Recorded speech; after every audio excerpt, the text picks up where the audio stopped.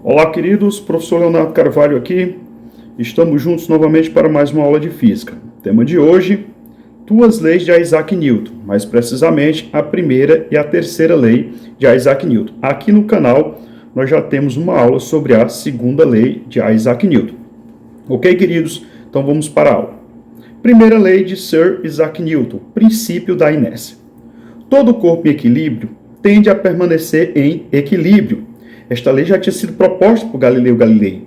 Só que Galileu Galilei, ao afirmar que a Terra girava em torno do Sol, disse que a Terra girava em torno do Sol por inércia, porque um corpo em movimento tendia a continuar em movimento. Aonde que isso foi reformulado? Primeiro que ninguém faz curvas por inércia. O corpo, em uma curva, tem que ter uma força puxando para o centro, senão ele passa em linha reta, tangenciando a curva, o famoso saiu pela tangente.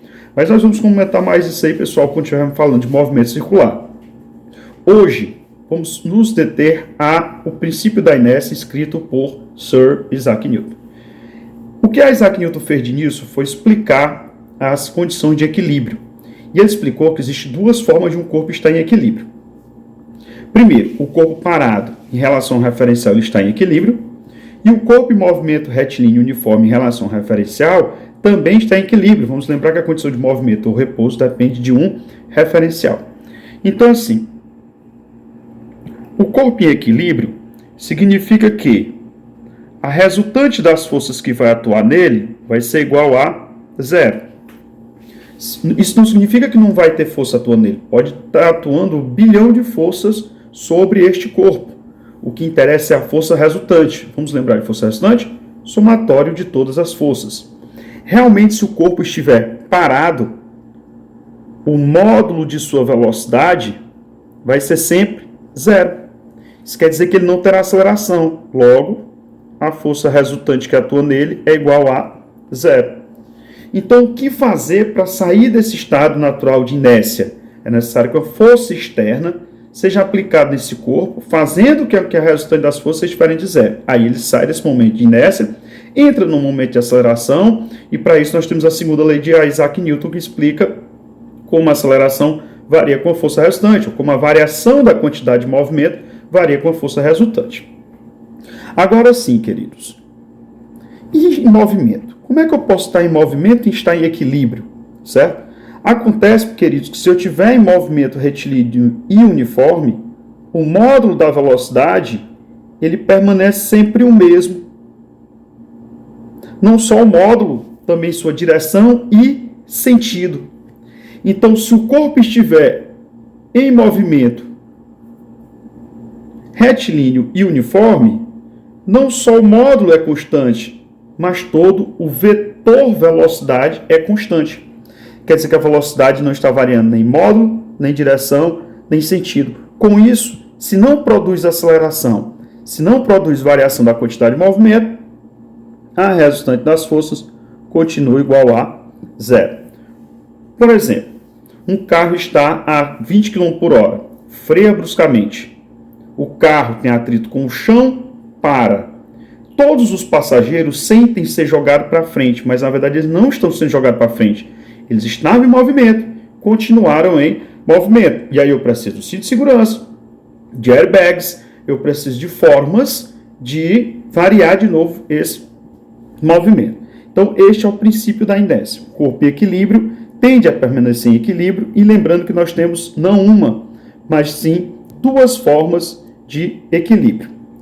A terceira lei de Isaac Newton é conhecida como o princípio da ação e reação. Nós temos que ter muito cuidado, queridos, que muita gente confunde o princípio da ação e reação com um karma. Bateu, levou. Aqui se faz, aqui se paga. Não é assim, certo? O princípio da ação e reação se refere a forças. Então, para toda força ação, há uma força reação de 2 pontos. Mesmo módulo, mesma direção, sentidos opostos, mesma natureza. O que é essa mesma natureza, pessoal? Nós temos duas naturezas de forças, as forças de contato e a força de campo. Então, se minha ação é de contato, se eu estou empurrando um bloco com a minha mão, então eu vou sentir a reação no contato. Agora, se a força é de campo, por exemplo, se a planeta Terra está puxando esse lápis para baixo, Então esse lápis está puxando esse planeta para cima. Eles não se tocam, já é uma força de campo. Isso significa a mesma natureza. E mais, atuando em corpos distintos. Quer dizer que se eu fiz uma força na parede, a ação está na parede. Quem fez a ação sofre a reação. Então se eu fiz uma força na parede, a parede faz uma força no meu corpo. Eu vou para um lado e a parede continua fixa. Por que a parede continua fixa se eu apliquei uma força nela? Porque a resultante das forças nela continua igual a zero. Se um fusquinha colidir no trem, o fusquinha vai amassar bem mais do que o trem. Logicamente e erroneamente, você vai pensar assim: o fusca fez menos forças no trem. O trem fez mais forças no fusca. Por isso que o fusca amassou mais. Errado. A força que o fusca fez no trem tem o mesmo módulo da força que o trem faz no fusca. Só que o fusca ele é mais maleável, menos resistente, sofre mais. Olha um exemplozinho que eu vou passar para vocês aí.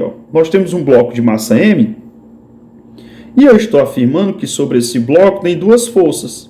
A força natural gravitacional da Terra para baixo, que é a força peso, e a força de sustentação, que é a força normal. Aí eu afirmo para vocês que está em equilíbrio, quer dizer que a resultante das forças é igual a zero. Quer dizer que o módulo da força normal é exatamente igual ao módulo da força peso. Aí você, erroneamente, vai pensar desta forma. Mesmo módulo e tem mesmo módulo. Mesma direção e tem mesma direção. Sentidos opostos e tem sentidos opostos. Professor, é um par ação e reação. Aí você errou.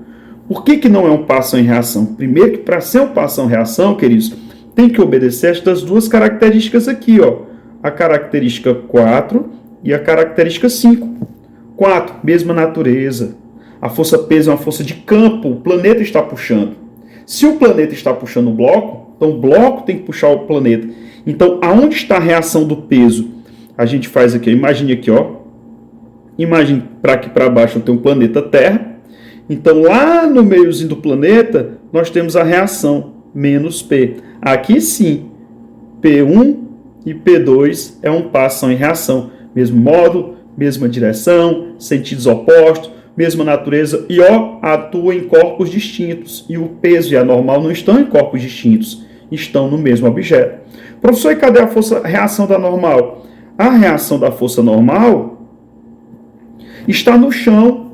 O chão não faz uma força para sustentar o bloco, logo o bloco vai fazer uma força no chão. Está aqui a reação da normal. Você vai fazer um piso da sua casa, o piso da garagem não pode ter uma qualidade baixa, porque se colocar carros ou materiais pesados, esse piso vai rachar. Por quê? Para sustentar objetos mais pesados, vai sofrer forças maiores. Ok, queridos? Estes são os dois princípios teóricos, primeira e terceira lei de Isaac Newton. Não se esqueçam de se inscrever no canal, dar o like, ativar o sininho, compartilhar com os colegas, comentar. Certo, queridos? Um abraço a todos, paz e muita saúde em vossos coraçõezinhos. Tchau, tchau.